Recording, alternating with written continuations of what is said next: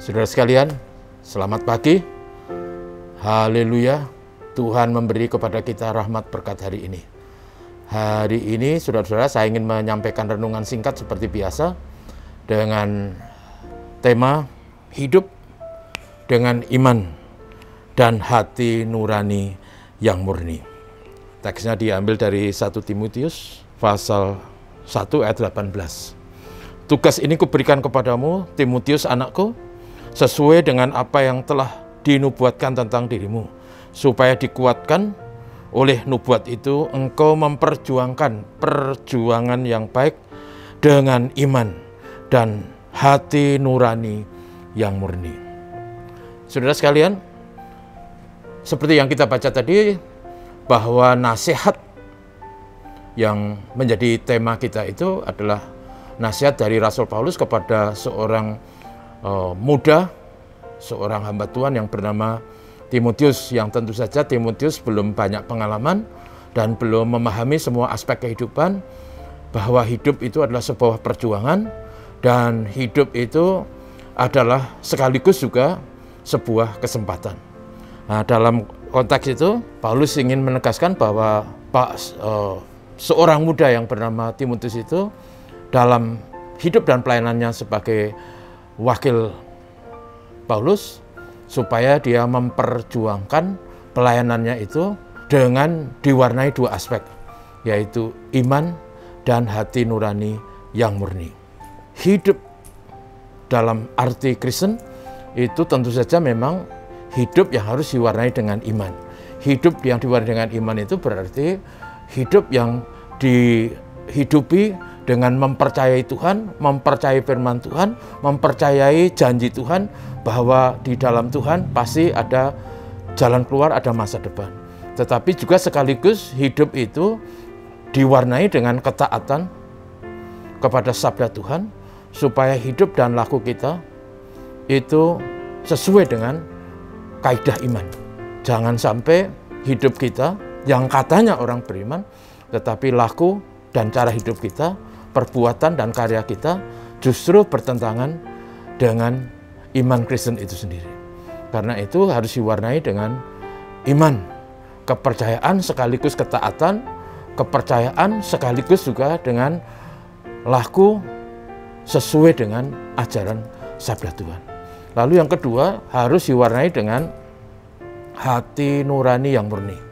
Saudaraku, hati nurani itu atau suara hati itu berasal dari Tuhan, yang tujuannya sejak dari semula adalah supaya manusia tahu dan bisa membedakan mana yang baik dan mana yang tidak baik. Dan hati nurani itu selalu mendorong manusia supaya dia bisa memilih, mengambil keputusan dan melakukan yang baik sesuai dengan hati nurani. Namun sayangnya hati nurani itu juga bisa terkontaminasi atau teracuni oleh berbagai faktor. Oleh faktor-faktor situasi, lingkungan, oleh faktor keadaan kehidupan, oleh faktor karena pengaruh filsafat, pengaruh ajaran, pengaruh kawan teman yang kemudian bisa meracuni hati nurani itu. Sehingga hati nurani itu kadangkala merasa melakukan hal tercela pun tidak apa-apa, karena racun tadi. Setiap orang tahu misalnya mencuri, berbohong, membunuh itu adalah sesuatu yang tidak baik. Dan hati nurani kita selalu berbicara itu.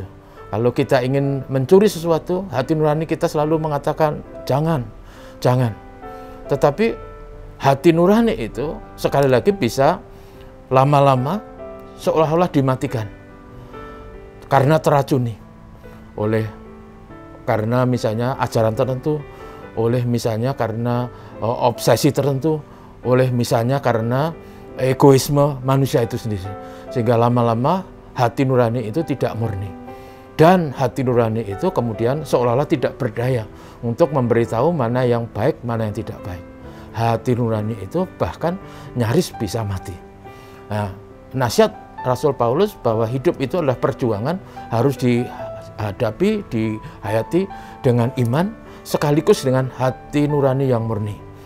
Artinya hati nurani yang betul-betul tidak terkontaminasi oleh ajaran, oleh pengaruh, oleh egoisme, tapi hati nurani yang sungguh-sungguh murni, hati nurani yang dari Tuhan. Sehingga saudaraku, hidup kita jalani dengan segala kesungguhan, sesuai dengan iman, sekaligus juga hidup dan laku kita dijalani dengan ketentuan-ketentuan jalan hidup yang sesuai dengan hati nurani. Sehingga yang benar, yang baik, yang mulia, yang berkenan kepada Tuhan itulah yang kemudian mewarnai perjuangan kita. Dan hidup yang seperti itulah hidup yang berkenan kepada Tuhan. Dan hidup yang sesuai dengan kaidah iman Kristen. Semoga kita hari ini hidup berdasarkan iman dan hidup juga sesuai dengan hati nurani yang murni. Tuhan memberkati kita, mari kita berdoa. Tuhan, terima kasih. Kami bersyukur kami bisa merenungkan firman Tuhan sejenak.